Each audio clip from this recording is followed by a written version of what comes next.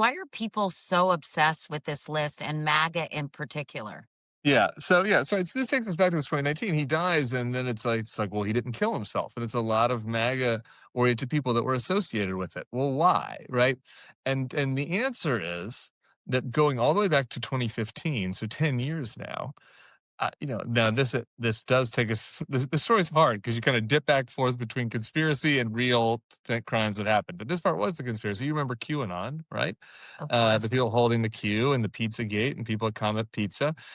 The MAGA base was told that there was an elite cabal, of people that were committing crimes against children and that are never held to account, and that Donald Trump was going to be the one to stop it, right? And so the Epstein story is kind of where this kind of conspiracy dips into reality, where there was somebody that was in an elite cabal of some kind that was doing crimes against young people.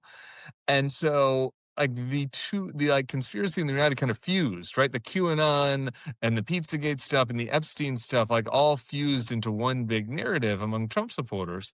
And so, this time when he was running, and it was a lot more of the id of Trump, right? He had a lot more of kind of, the Cash Patels around him. It's different than the first time, right? Like Yeah. where he really hired a lot of traditional Republicans. This time he was bringing in a lot of people from this like MAGA media conspiratorial world.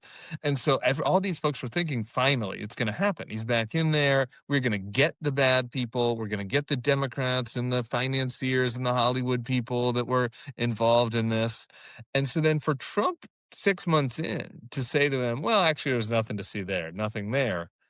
It's a betrayal of like this very fundamental thing that MAGA media folks, the people that consume MAGA media, had accepted as true. And so, unlike some of his other lies, right, like where he was kind of fudging about things that didn't, he was pulling the wool over the other people's eyes, the Democrats to the left or the media or whatever. In this case, I think rightly, a lot of them feel like, wait a minute, you're you're treating us like we're idiots, and now you're telling us that we need to move on.